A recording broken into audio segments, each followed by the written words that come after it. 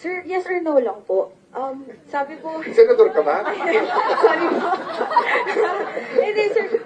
Last na daw po kasi. Future senator to.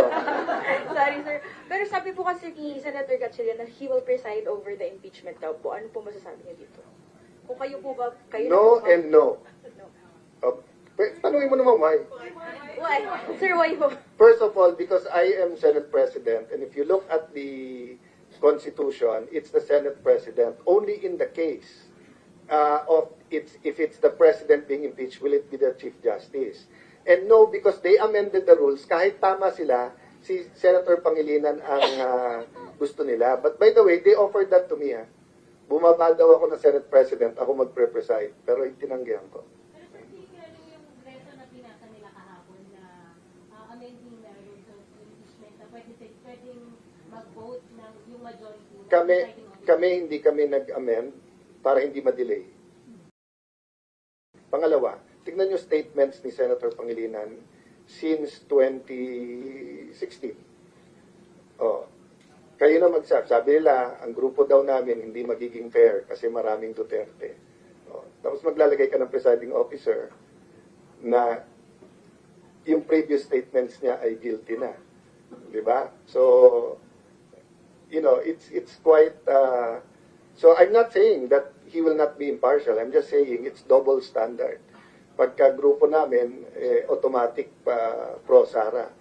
Pero pag grupo nila na yung mga statements ay talagang anti-impartial sila. Diba? So, let's have the same standard for everyone. Sorry? It's Jose Luis Montales. That's the legitimate. They cannot take out Joel Montales of the Senate. Nasa rules ng Senate. So, I mean, they might be able to do it de facto. So guys, siguro, next pero de facto versus de jure. Sometimes it happens na they were able to exercise it. De facto meaning in fact nangyayari, pero illegal. Ito lang, nung araw, pag patently illegal, nagre-revolusyon na.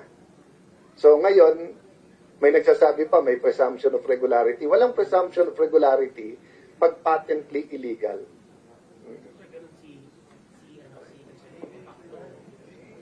No, I wouldn't even call him de facto kasi nga nag-aagam-agam at nag-ano pa yung mind ng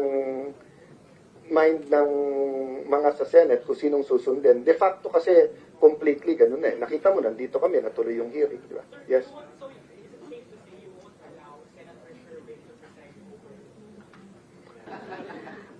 Mahaba pa naman, July pa, so marami pang mangyayari. Tingin ko kaya nila gusto mag-special session.